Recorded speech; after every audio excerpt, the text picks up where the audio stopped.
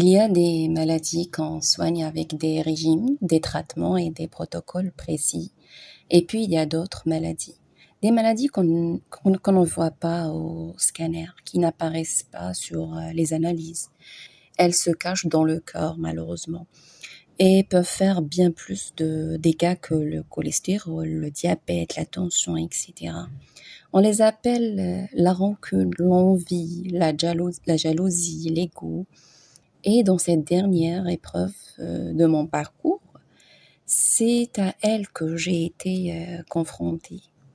Ce parcours que je partage d'une femme qui, entre silence, science et résilience, a appris à honorer les métiers, à aimer les détours et à transformer les épreuves en perles de vrai sens.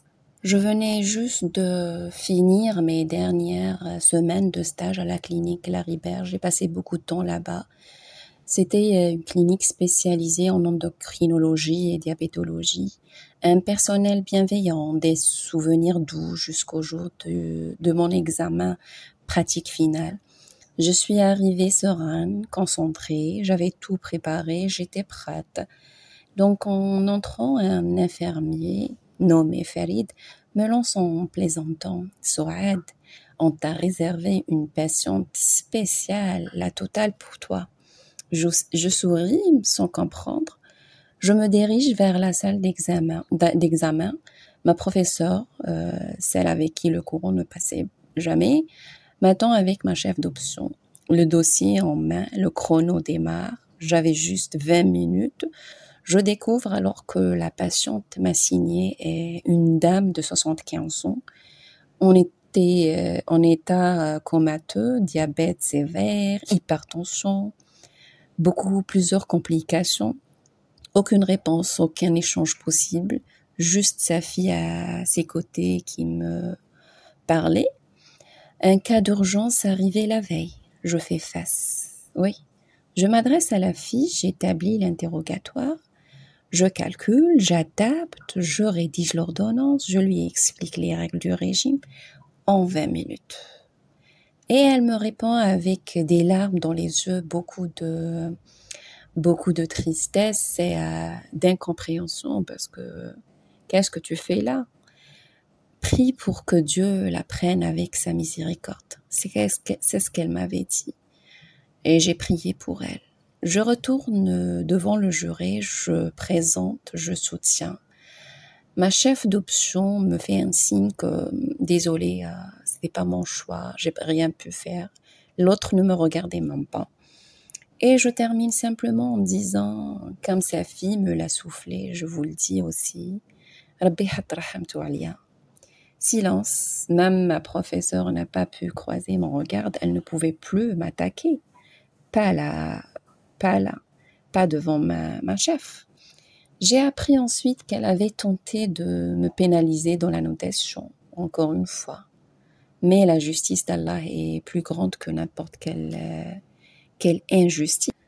Le lendemain, je retourne à la clinique pour récupérer ma note. Je croise l'infirmier, le fameux Farid, qui m'avait accueilli la veille avec douceur. Il me dit, Souad, ta patiente est décédée dans la nuit, Allah yarhamha. Mon cœur s'est figé. Ce moment, cet échange, c'était le dernier accompagnement de sa vie. J'étais venue passer un examen. Mais Allah m'a confié une mission, une dernière douceur peut-être, une présence, un sourire à sa fille, une compassion, un service rendu et surtout beaucoup de doigts dans le silence. Là, j'ai compris qu'il existe deux types de maladies, celle du corps et celle du cœur. Les secondes sont souvent les plus dangereuses. Elles détruisent en silence, elles rongent celui ou celle qui les porte. Et comme notre prophète sallallahu alayhi wa sallam m'a dit, il y a dans le corps un morceau de chair. S'il est sain, tout le corps est sain. S'il est corrompu, tout le corps est corrompu. C'est le cœur apporté par le Bukhari et Muslim. Et puis il y a des personnes qui sont dérangées par votre lumière, par votre sourire, par votre visage. Et alors j'ai appris à observer au-delà des apparences, à ne pas nourrir les blessures invisibles.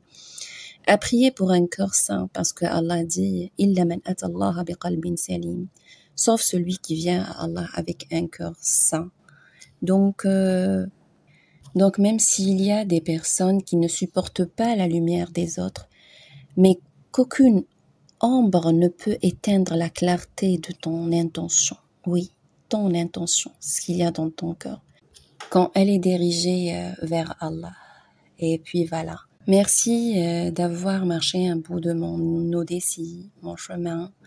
Peut-être qu'en écoutant ces podcasts, tu penseras à une personne, un moment, une injustice ou un adieu. Et peut-être qu'au fond, tu comprendras, rien n'est hasard, tout est guidé. Et à notre prochaine, Inch'Allah.